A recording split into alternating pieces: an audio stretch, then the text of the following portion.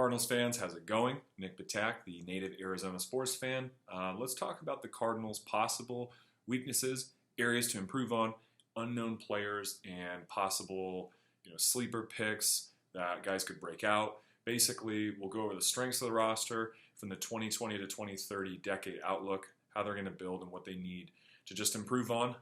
As you know, Cardinals went 5-10-1 last year, and a lot of people are projecting the Cards to go 7, 8, 9, 10 wins. I think that's a realistic range, is that 7 to 10 win range. Let's review the offseason.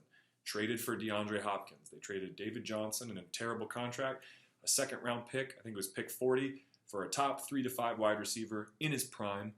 Sure, he's going to get a big contract extension, but he deserves it. He's like a young Larry Fitz in his prime, best hands in the game. Love the trade. So you get DeAndre Hopkins, you sign 3 guys defensively. Jordan Phillips in the D-line, he'll probably play the 3-4 end position, with Corey Peters being the nose tackle. He had 9 sacks, I think, last year. Good against the run. Hopefully it's just not a one-year wonder. So they got some upgrades on the D-line. And then also defensively with free agency, they got Devon Kennard, outside linebacker, playing opposite of Chandler Jones. He's a Desert Vista kid, local product, decent against the run, decent against the rush, probably not great in coverage. Really good depth, rotational linebacker, and probably will start, but maybe Reddick gets some snaps in there as well. And then you've got, obviously, Devondre Campbell as well, 1-year deal. I don't like how they structured that contract because it's going to go over 4 years, but Devondre Campbell should be nice linebacker depth. He'll probably start, I guess, for now, or Simmons will start, I would hope. But he'd be a great rotational depth piece for next year. So those are the additions on defense. And then the draft, they got Isaiah Simmons, amazing pick. Josh Jones, 3rd-round pick, will be the right tackle. Lecky Fotu, probably a nose tackle to take over for Peters. Give Brenston Buckner, a great kid to develop because his technique's kind of raw. Rashard Lawrence, kind of that the classic guy that every coach loves, the team leader. He'll play the other 3-4 end position. Probably challenge Zach, be a depth guy with Zach Allen. So those were the additions. And then we also have to remember additions that are coming back from injury. Robert Alford, who's going to be playing an outside corner spot opposite of Patrick Peterson. He's a solid corner. Maybe he's more of a number 3 corner at this position at this time in his career, but Byron Murphy, I think, is best in the slot. When you watch the film on Byron, him covering one-on-one on an island with no safety help over the top, I didn't like what I saw. He got burnt a lot. His technique is amazing in short coverage, covering slants in the flats, on the sidelines, or stuff in the run and sticking somebody. Byron's great at that. So I'm hopeful Robert Alford stays healthy. And then Marcus Gilbert at right tackle is a huge thing. Because let's transition this video into the possible question marks of the Arizona Cardinals. So those who we added, kind of where they were, the free agent additions, the draft. Now let's talk about possible areas they can improve on in the draft going forward and in free agency. So interior of the O-line, I think, is one of the biggest question marks.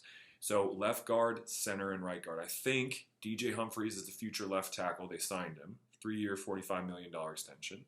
And then you've got probably Josh Jones long-term. That's the hope if he's good enough, which I think he is. So you got your tackle positions hopefully solidified. Now let's talk about the interior. Mason Cole is at the center of the future because A.Q. Shipley just recently said he's not getting re-signed most likely. They're going young. I like that move. Props to A.Q. Shipley. He did an okay job. He was a good veteran, but he's really not, if you're watching this, sorry, but he's not that talented. We needed an upgrade at talent-wise. Great dude, good locker room guy, good football player, but he's not what we need. Left guard, Sweezy. Right guard, Pugh. Pugh has a big contract. I wish in some ways they could cut him and get an upgrade because we could use that money to extend other guys. But Pugh's a good locker room guy and a solid guard. So he's around for a few more years. But they really got to think about replacing J.R. Sweezy and then think about drafting another center if Mason Cole's not the guy. So there's 2 positions, left guard and center, that I think they really got to look at, assuming the left tackle, right tackle, and right guard spot are set for a few years. Running backs and wide receivers, I don't think there's really an issue there. You've got Kenyon Drake, who's probably going to get re-signed on a long-term deal, either 2 or 3 years. I don't think 3 years is necessarily smart. I think 2 years is probably smart, just because short shelf life's the running backs. So you got Kenyon Drake, Chase Edmonds, and Eno Benjamin. I think you're set at running back. They can all run and catch. Decent pass protection. Wide receivers, you're set. Tight end might be a little bit of a weakness. I'm higher on Dan Arnold than a lot of people. I think Dan's going to be good. I see a guy 6'6". He can run solid routes, seam routes, go routes, post, that corner fade where you can basically high point basketball the catch. I like him. Good point of attack guy. Hasn't put up a lot of numbers, but I liked a little bit what I saw. I'm okay at tight end, honestly, because if you watch the Patriots model and all these teams that draft well, you can rotate through running backs, wide receivers, and tight ends as long as you have the franchise quarterback, which I think we have in Kyler. You have a good offensive line, which I think we have. I think we are building towards it, rather. We don't as of now, but we're building towards it. And then defensively, you've got a great, pass rush guy in Chandler Jones. You've got Patrick Peterson still, and you still need to think about long-term defensively upgrading the secondary. That's the other position of weakness I would really think about. Robert Alford, getting older, he may not stay healthy, so that's really a question long-term. And I think you got to really think, can you get another corner and maybe safety? D-line, I think they addressed enough in free agency and in the draft. I think that's going to be solidified. So the front seven I'm not too concerned about as of now. So that's kind of my, thought is interior O-line, secondary, maybe a tight end for somebody who can be that safety release valve across the middle of the field for Kyler.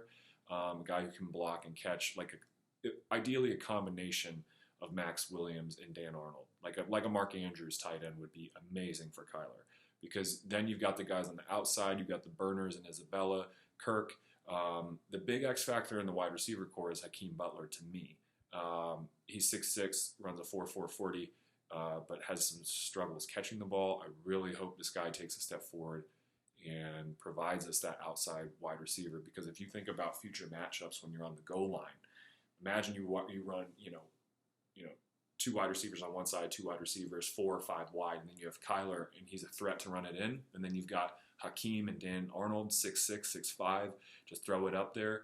DeAndre Hopkins. I think the Cardinals' red zone offense will improve a lot. That was a weakness last year, red zone efficiency. I mean, they had the wide receivers they had were Pharaoh Cooper, Damiere Byrd, and who was the other guy?